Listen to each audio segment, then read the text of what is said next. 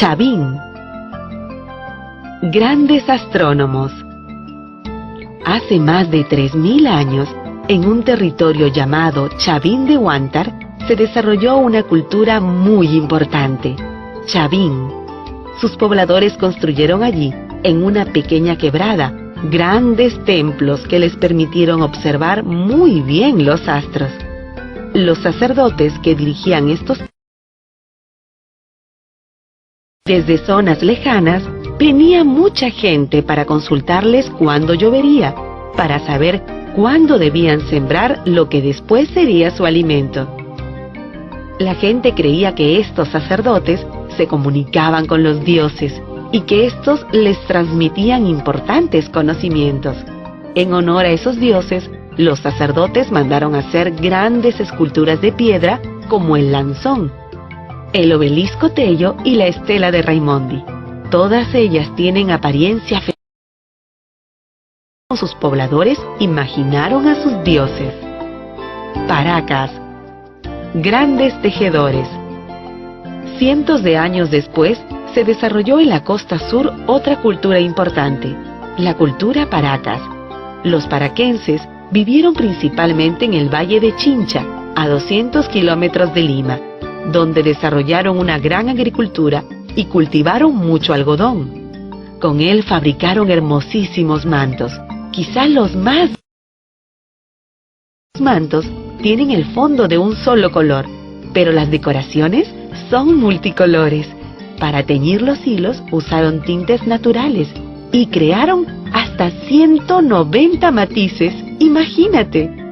Los paraquenses también son muy conocidos por sus cementerios.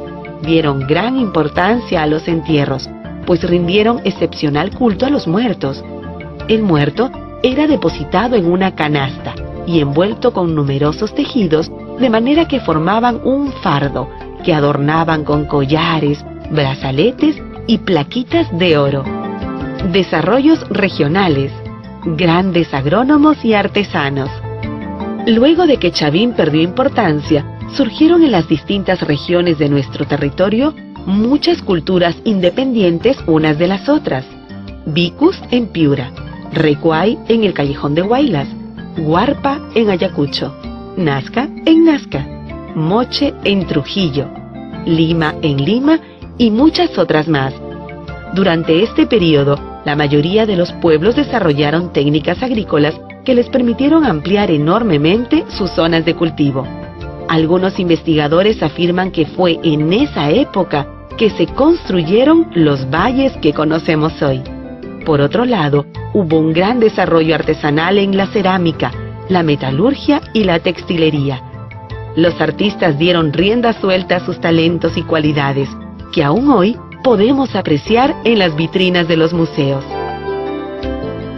Lima. Los limeños de esa época se dedicaron a la agricultura, a la pesca y al marisqueo, extracción de mariscos. Para cultivar, construyeron grandes acequias. Tan grandes eran que hasta hoy los limeños confunden una de ellas con un río, al que llaman surco, pero que es en realidad un gran canal de regadío. Los limeños también se convirtieron en grandes buceadores para poder recoger moluscos. Así recolectaron unos caracoles llamados taís chocolata, que viven 8 metros bajo el nivel del mar. Además, construyeron grandes pirámides truncas de hasta 20 metros de altura.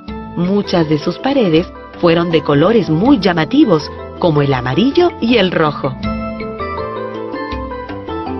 Nazca. Grandes buscadores de agua. Los nazquenses, es decir, vivieron en la costa sur y son conocidos porque se las ingeniaron para ganarle tierras al desierto, al que convirtieron en un lugar donde se podía vivir.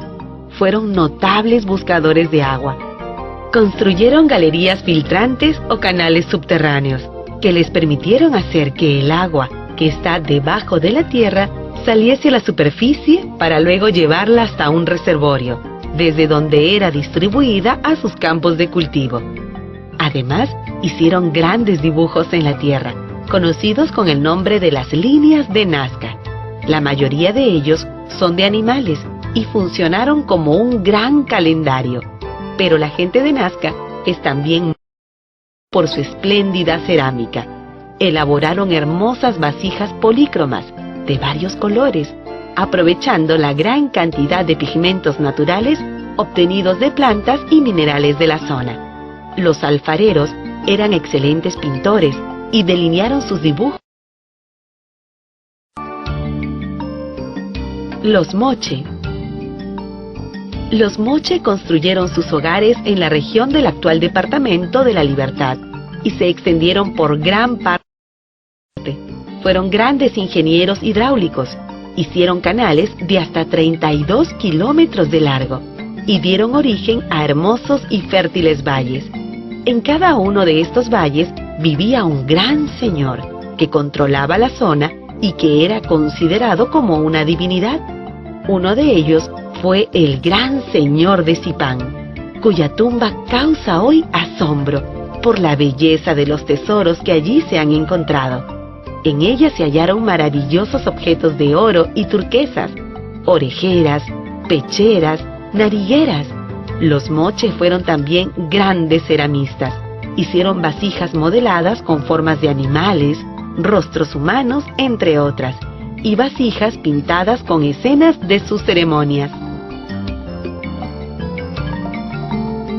Los Huarpa. La gente que vivió en la sierra también aprendió a manejar su relación con la naturaleza para desarrollar la agricultura. Estos pobladores serranos hicieron acueductos para llevar agua a sus cultivos, pero se destacaron especialmente por la construcción de una nueva y sorprendente tecnología: los andenes. La sierra está formada por cerros, entre los cuales corren ríos. Allí se forman los valles. Como para aumentar las áreas de cultivo, debían aprovechar las laderas de los cerros. Construyeron andenes, que son grandes terrazas construidas en los cerros y que cuentan con canales de regadío.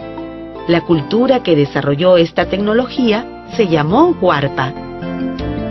Integraciones andinas.